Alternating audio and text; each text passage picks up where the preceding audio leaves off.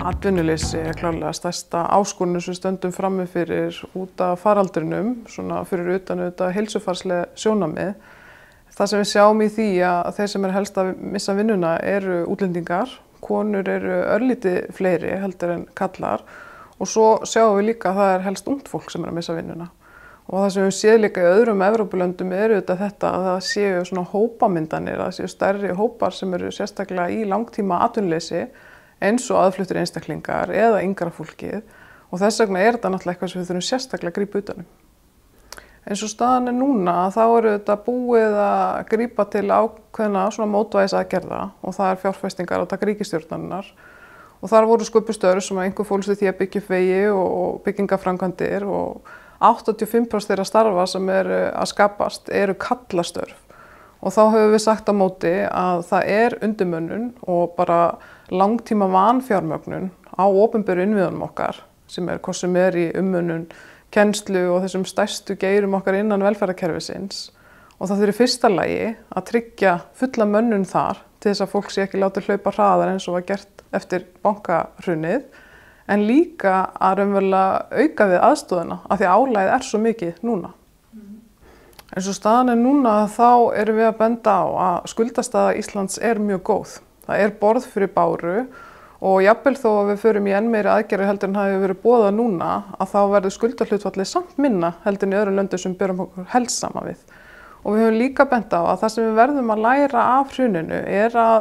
þegar það var skorið svona harkalega niður í opinbera geiranum og bæði konur voru að missa bara hlutfallslega jafn mikið sín störf innan opinbera geirans eins og almenna og síðan þá að því að þetta er stuðningur við heimilin, þetta er umönnun, þetta er þjónusta við börn og fatlaða og svo framvegis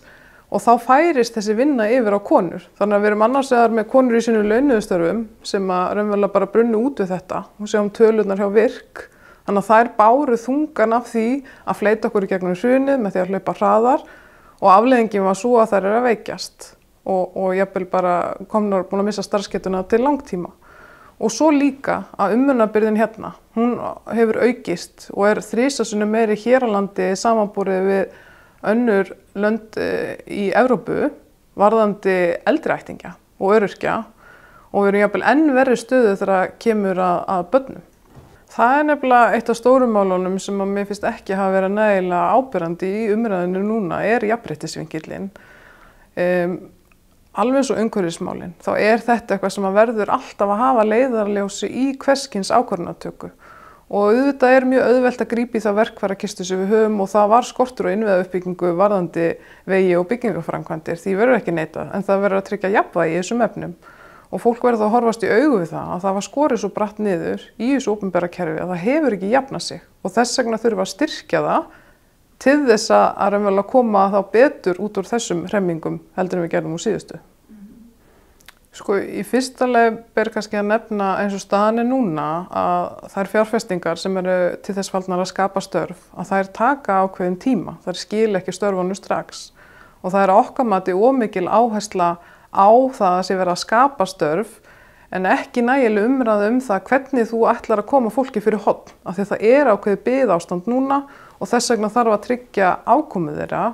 og þess vegna erum við auðvitað að krefjast þess að atvinnuleysisbætur séu hækkaðar en það þarf líka að horfa til fleiri hópa eins og öryrkja og þeirra sem eru komin á ellilífeyri en þegar það er verið að taka ákvörðun að skapa störf að þá þarf sannarlega að horfa til þess að það veri skortur á innviðauppbyggingu en það þarf líka að horfa til þess að þessi störf sem er ekki með áþreifanleg verðmæti, eins og umönnun og í kennslu og í félagsþjónustu, að það sé verið að styrkja þau betur. Af öðrum atriðum í frumvarpinu, það er náttúrulega fyrst og fremst þessi sjálfbærni að sé verið að minnka umsvið hins opinbera sem að vekur áhyggjur. Og það er kannski líka, það svona varpar ljósi á þennan hugmyndafræðilega ágreining sem við stöndum frammi fyrir núna það hvernig við ætlum að koma út úr kófinu. Og þó að það sé ekki svona, kannski svona orðið jafn áþreifanlegt og hefur oft verið, en þá finnum maður það samt að það eru mjög margir sem vilja fara strax í það að leysa vandann eins og núna biðina eftir heilbrigðisþjónustu með einkavæðingu eða selja ríkiseignir og svo framvegis.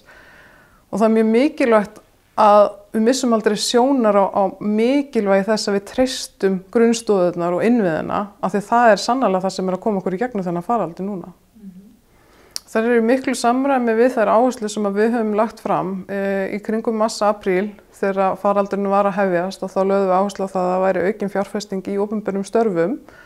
og það stór liður í þessu af því að það sem reynslan af hruninu sýnir að það var aukning á því að konur voru í hlutastarfi af því að út af fjölskylduábyrgð einfaldlega og það var líka aukning á þessari umönnunarbyrði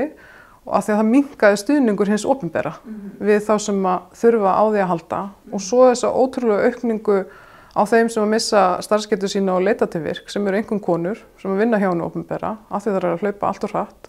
og svo þá líka nýgengi örorku eru helst konur sem eru yfir 50 og við höfum verið að benda á það til margra ára að þetta eru viðvörunaljós sem að bera að taka alvarlega og við verðum að fara að grípa til aðgerða sem að miða því að fyrirbyggja þetta en ekki bara að grípa fólk þegar það er komið út á endan af því að fólk hefur mikinn áhuga að styrkja virk og líka mikinn áhuga á umræðinu fjölgun öryrkja en það aldrei talað hvernig við ætlum að sporna við þessu. Því miður erum við í ákveðnu svona bið ástandi þegar kemur að stöðu heimilanna af því að það ljóst að ferðamanniðnar mun ekki skila sér einni nóttu og við svona bíðum eftir því að það verði þróuð lyf til þess að sé hægt að opna aftur bara fyrir fólki til þess að koma aftur hingað en það sem við höfum líka lagt áherslu á að öll okkar svona atvinnuuppbygging svolítið út af því hvað hefur rekið á fjörur okkar. Við erum með sjávarútveginn og við erum með ferðamanniðina þannig að fólk að sækja raunverulega hingað heim til þess að sjá þetta fallega land. En við verðum líka að fara að leggja jafnmikla áherslu á hugvit, á nýsköpun og þróun og einhvern iðnað sem ekki svona frekur á náttúruauðlindirnar okkar. Það eiginlega stærsta verkefni framundan. Eins og staðan núna að þá upplifa maður svolítið að fólk telji að við séum búin að vinna jafnréttismálin. Raunverulega sigurinn sem komin í höfn. Ísland stendur sér best í heimi og þá sé einhvern veginn komin afsökun fyrir því að vera ekki lengur framsækin eins og við höfum verið. Og það raunverulega þannig að staðan ennþá slæm á margan hátt. Við vitum það að konur eru helst í hlutastörfum út af fjölskylduábyrgð. Þar eru frekar að anna ábyrgðina varðandi ólaunuðu störfin á heimilunum og þær eru frekar að sinna störfunum hjá hinu opinbera þannig að þær eru líka undir álagi þar og heima fyrir og þess vegna erum við að segja að jafnréttismál eru málefni okkar allra og það aldrei þannig að við séum búin að bara klára þetta mál og þess vegna má ekki gleyma því og við verðum að halda þessu stöðugt á lofti og það líka þannig í þessari umræðum að finnur það að við erum öll að sá fræjum og þess vegna vil ég hvetja alla til þess að setja jafnréttismál á oddinn.